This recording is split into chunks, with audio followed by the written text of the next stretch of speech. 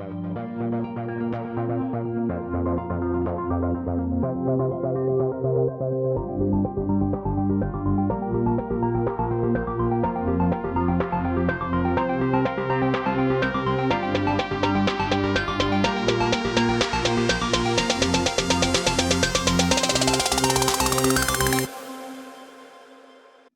welcome everybody to the last episode of what we're calling the first season of the Reach Out Conversations from the Stage. I'm here today with Wyatt Eaton.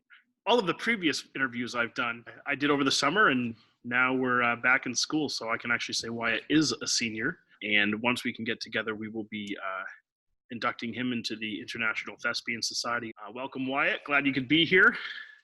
Me too. So the first thing I want to talk about, all of the other interviews have been with our actors, and you have been our tech director all through your career. So this question is the same, but from a different perspective. What's your favorite show that you've worked on at the high school? I'll have to say probably my favorite is Attached, just because I like horror, and then being able to be part of a horror play is really good. And even though we have limited tech, just for what we had, I think we did a really good job in lighting it and making suspense with lighting and all the other actors as well. Yeah, and there's two challenges, right? So the first is that whatever we do here, we then do it in competition at MDI. You say we're limited both in the fact that we might not have the same equipment as they have, but also in that you have 1 hour to design the entire thing. Yep. So what's it like to try and design a show or to input a show in an hour with everything that's going on?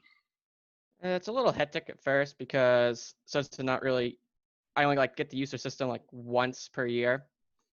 You forget a lot about where stuff is and where they have all their lights set up and whatnot.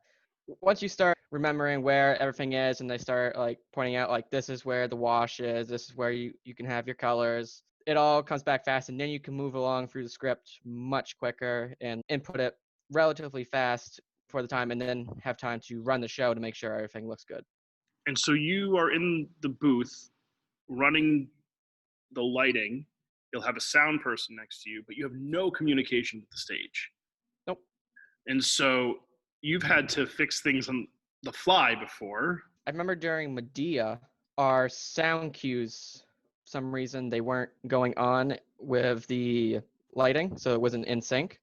So I think I was working with Mason at the time because he was doing the sound. We had to basically fix it right then and there, but it was just a little thing that was wrong. But well, and the other thing about that is when it comes to tech, when you talk about something being just a little bit off, if something's a second off, it's very noticeable.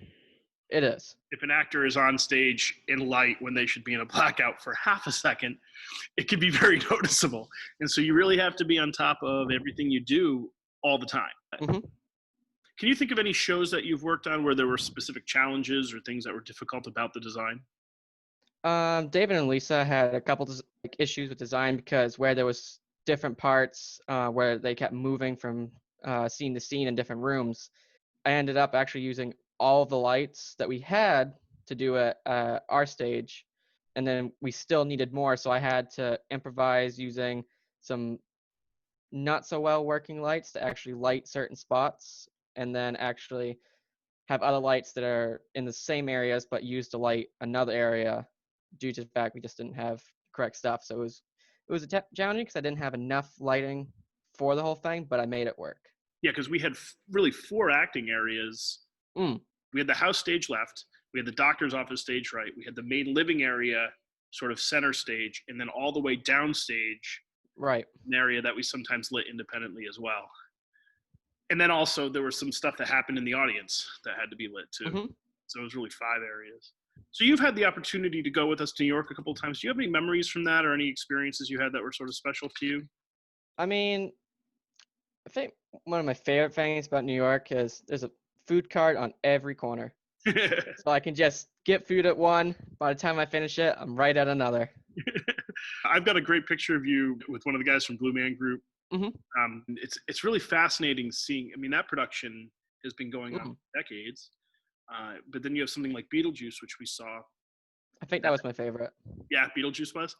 Yeah, and it's fascinating how much goes into that show. I mean, it's a show that doesn't run for more than a little bit, but it's a There's huge so much in it. technical undertaking.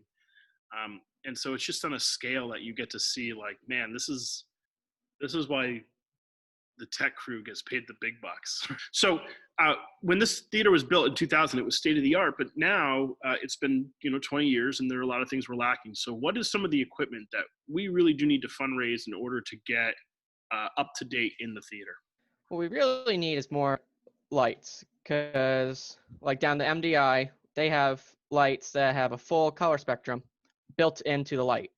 And with that, they can have all their lights set up and have it set in certain points on the stage, and then they don't have to keep moving lights around or having spend more money on bulbs, because everything's LEDs now instead of just a bulb, or more common lights are LEDs. Yeah, and so So LED means that mm, all of the stuff's built in, so you don't have to go up and change the color. It's all yep. just computerized and built in, so you just hit a button and say, "This is what we need." And so we've got the board to be able to handle that. That was, Oh yes. but now we need the lighting We equipment just to we match just need the lighting equipment and probably a software for it to run.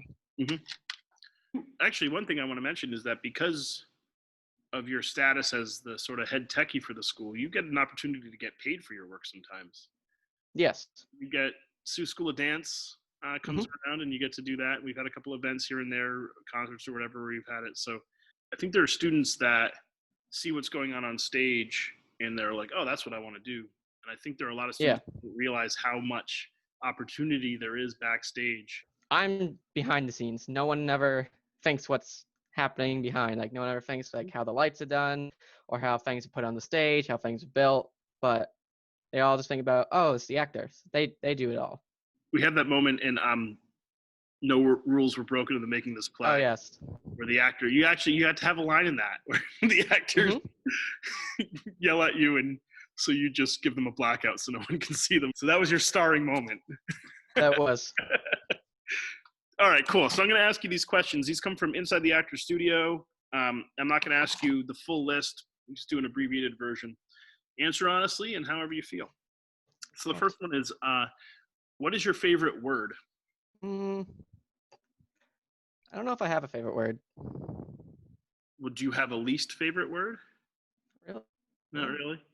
What about performing arts, and this includes backstage, but what about performing arts interests you? Mostly being able to like be presented at a show that we're doing, and then know where everything is going to be put up on stage, and then me basically enhancing the show with my ability to make it look better with my lighting. Awesome. What about performing arts does not interest you? Some of the late nights that we have to stay to do stuff, or I thought you were going to say performing. well, yeah, for me it would be performing. What sound or noise do you love? Mostly quiet. I don't really care for noise. So, what sound or noise do you hate? Mostly loud noises, like when it's not on my terms. Like I can crank music real loud and like let's do it and actually enjoy it, but when someone else is doing it and it's not a good song, I don't like it. The last question I'm going to ask you is, if you could do anything for a career with no limitations, just whatever it is you want to do, what would you do, or what would you be? I would be so what I'm pursuing right now is technical engineering and computer science. That's what I want to go to college for. Mhm.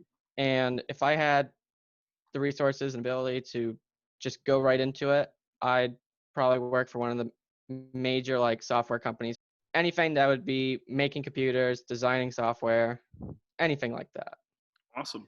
Well, that's it. See, it was pretty quick and painless.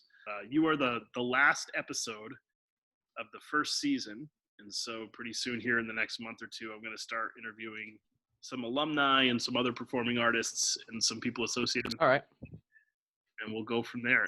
All right. All right, thanks, Wyatt. Really appreciate it. Have a good one. You too. Thanks. When you donate to the Reach Performing Arts Center, you are contributing to K-12 arts education, experiences, residencies, and performances. You're helping to support this wonderful facility, and you're helping bring arts to our community.